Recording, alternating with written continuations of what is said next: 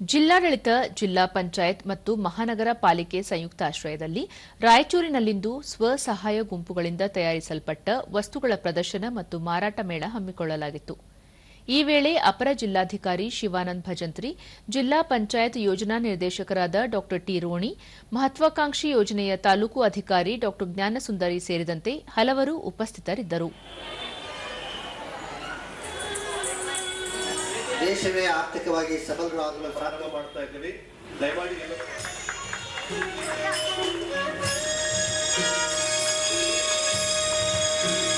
ಭಜಂತ್ರಿ ಸಾಹೇಬರನ್ನ ಕೇಳಿಕೊಂಡಾಗ ದೂರದರ್ಶನದೊಂದಿಗೆ ಶಿವಾನಂದ ಭಜಂತ್ರಿ, ಸ್ವಸಹಾಯ ಗುಂಪುಗಳಿಂದ ತಯಾರಿಸಿದ ಉತ್ಪನ್ನಗಳಿಗೆ ಮಾರಾಟದ ವ್ಯವಸ್ಥೆ ಕಲ್ಪಿಸಲಾಗಿದೆ.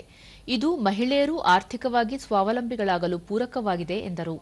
ಇಲ್ಲಿ ಒಂದು ಜಿಲ್ಲೆಯ ಒಂದು ಏನು ಉತ್ಪನ್ನಗಳದಾವ ಅವನ್ನ ಮಾಡಬೇಕು. ಅದೇ ರೀತಿ ವುಮನ್ ಎಂಪವರ್ಮೆಂಟ್ ಅಂದರೆ ನಮ್ಮ ಮಹಿಳೆಯರಿಗೆ ಆರ್ಥಿಕ ಸ್ವಾವಲಂಬತೆಯನ್ನು ಕೊಡಬೇಕಂತೇಳಿ ಆ ಉದ್ದೇಶದಿಂದ ಇದನ್ನು ಒಂದು ವಾರ ಕಾಲ ನಾವು ಆಯೋಜನೆ ಮಾಡೇವಿ.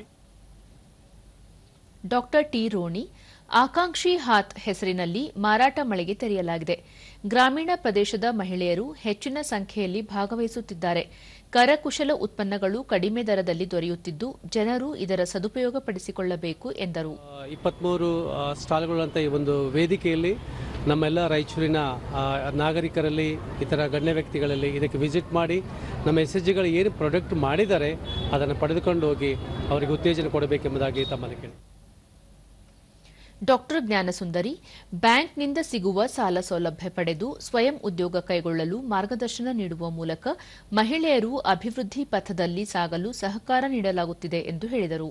ನೋಡ್ತಾ ಇರಬಹುದು, ಲವಲವಿಕೆಯಿಂದ ಎಲ್ಲರೂ ಖರೀದಿ ಮಾಡ್ತಾ ಇರೋದನ್ನ ಅತಿ ಹೆಚ್ಚು ಜನರು ಬಂದು ನಮ್ಮ SHG ಮಹಿಳೆಯರಿಗೆ ಅನುಕೂಲ ಮಾಡಿಕೊಟ್ಟು ಅವರ ಪ್ರಾಡಕ್ಟ್ಗಳನ್ನು ಖರೀದಿ ಮಾಡಿ ಅವರಿಗೆ ಒಳ್ಳೇದಾಗಲಿ ಅಂತ ಶುಭ ಹಾರೈಸಬೇಕಂತ ಕೇಳ್ಕೊಳ್ತೀನಿ.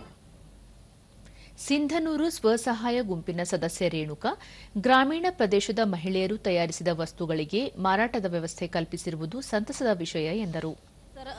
ಉದ್ಬತ್ತಿ ಇದಾವೆ, ರೊಟ್ಟಿ ಇದಾವೆ, ಚಟ್ನಿ ಪುಡಿಸಿದಾವೆ, ಮತ್ತೆ ಕಸೂತಿಯಿಂದ ತಯಾರು ಮಾಡಿರ್ತಕ್ಕಂಥ ಪ್ರಾಡಕ್ಟ್ಸ್ ಇದಾವೆ.